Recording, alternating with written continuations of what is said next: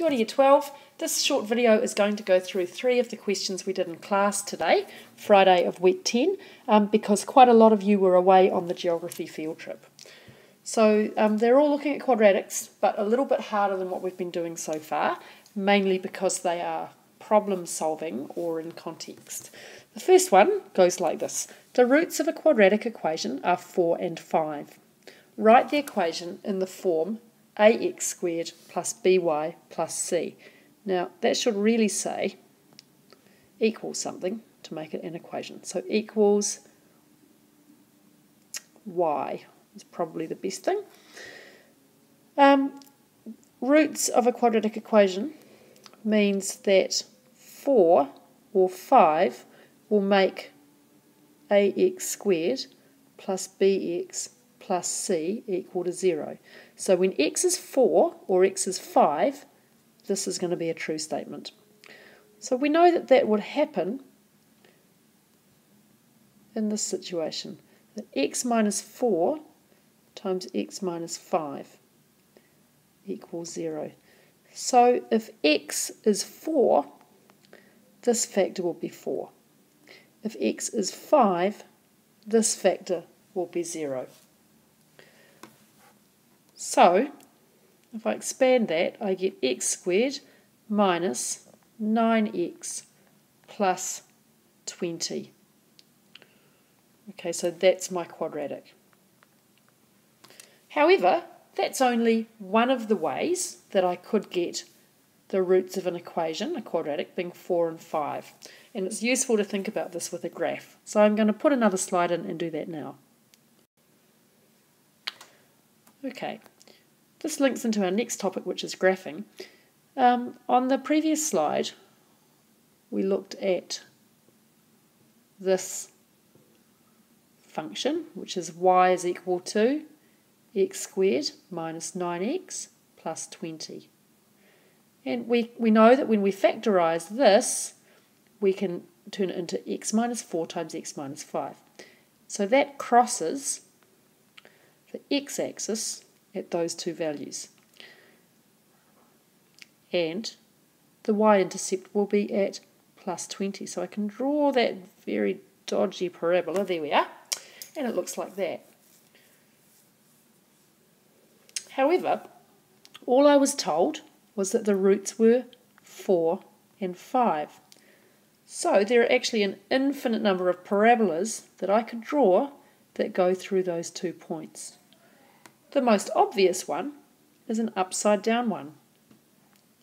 So negative x minus 4, x minus 5 equals y, which would be this one here.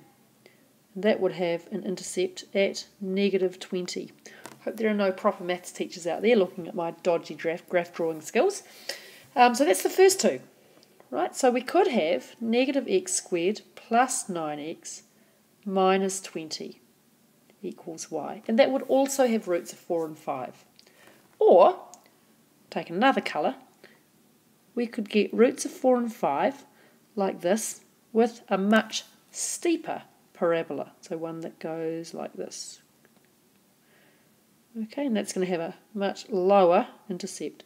Or one here that goes like that. So you get the idea. There are an infinite number of functions that will have those two roots of 4 and 5.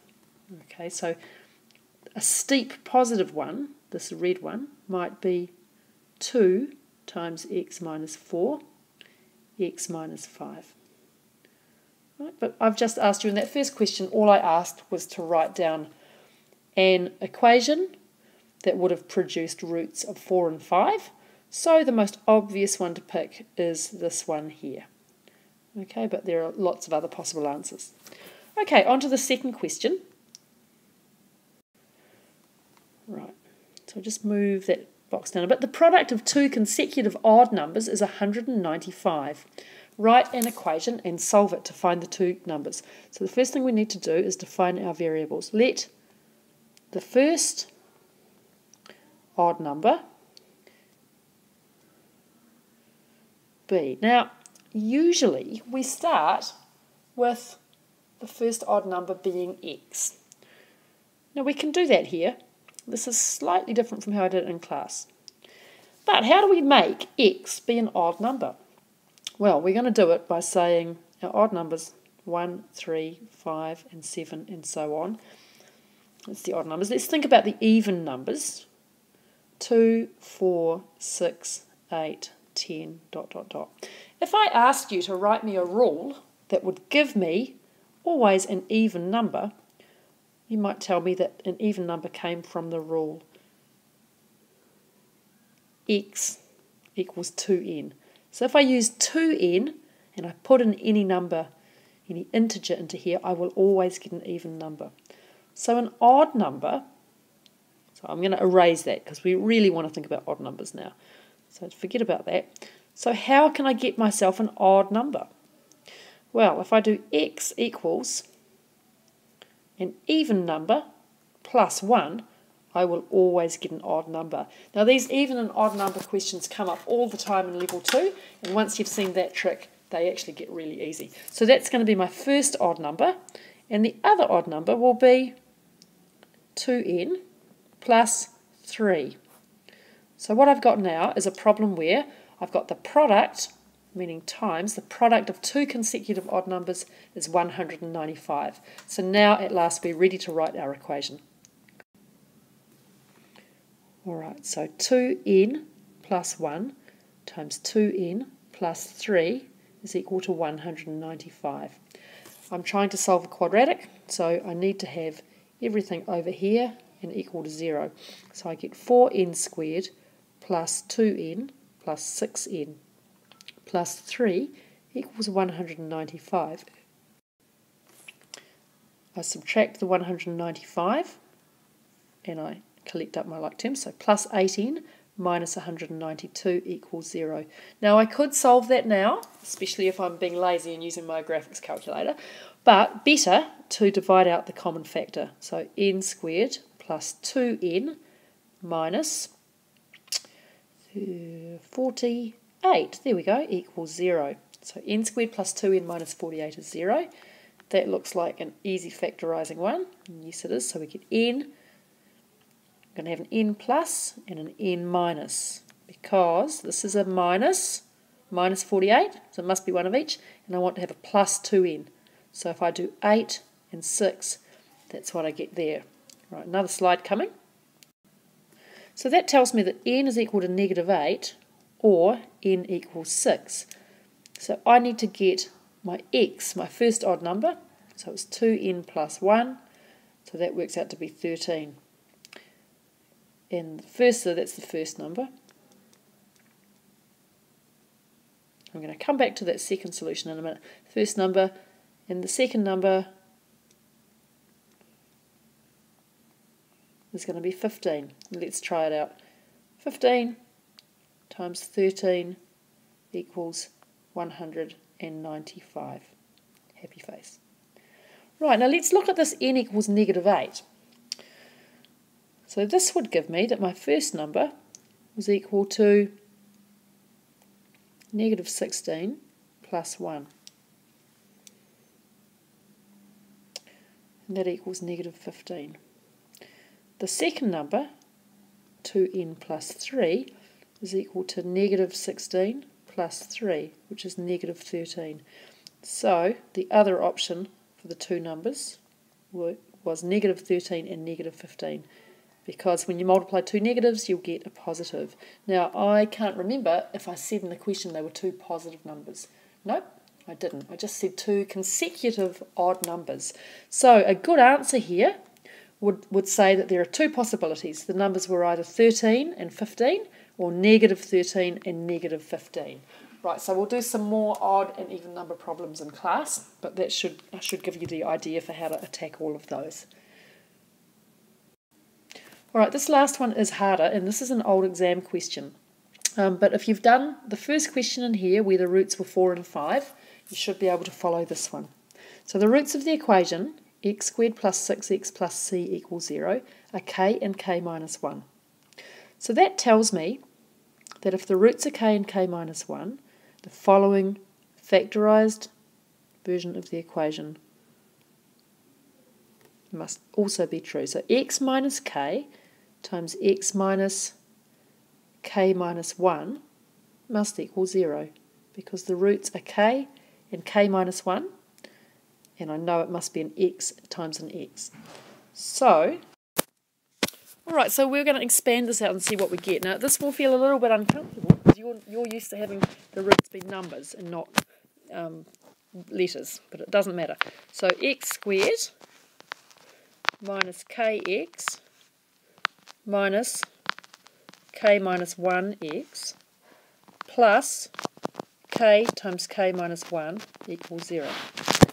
My method that I'm doing here is I'm trying to match up the coefficients. So I've got the x, I want this line to be the same as this.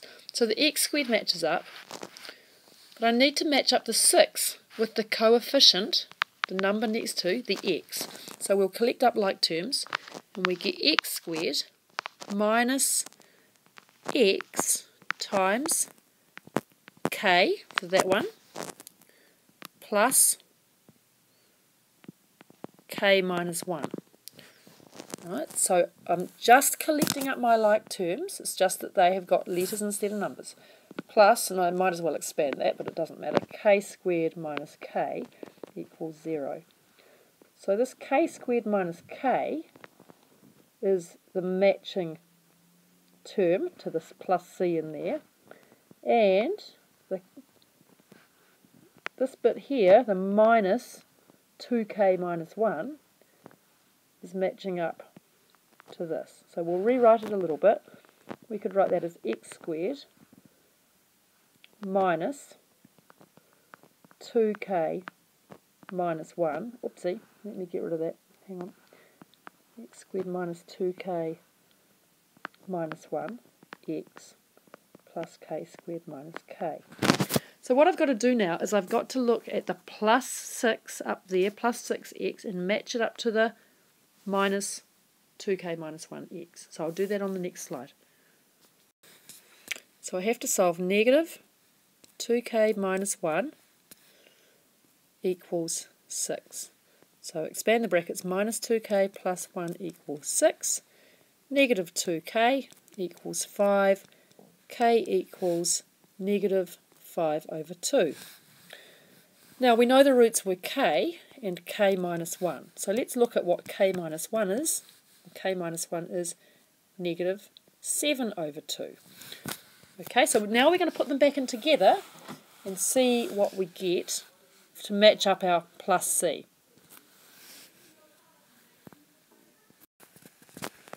Okay, so the roots are, whoops, I need my pen, x minus k times x minus k minus 1. Right, now k is equal to negative 5 over 2. K minus 1 is equal to negative 7 over 2. I'm sorry guys if this is going very, very slowly, but in class people found this bit quite tricky. Okay. So k is a negative number, so x minus negative 5 over 2 times x minus negative 7 over 2 is equal to 0. So we get x plus 5 over 2 times x plus 7 over 2 equals 0. Right, now we're going to expand that, and hopefully we should see, well, we've got 5 over 2x there, which is 2.5, plus 7 over 2x, which is 3.5. So that's making me very happy because that matches to the 6x. Plus the last term, and what we're looking for, those two times together, 35 over 4 is equal to 0. So c is equal to 35 over 4. Okay, so this method that I call the matching up the coefficients method is really, really useful on lots of the harder level 2 quadratic problems. I'll do some more videos in the next couple of weeks with more exam questions, but if you're working out of your New Lake workbook, the last couple of pages have a lot of questions like this. Thanks for watching and have a good weekend.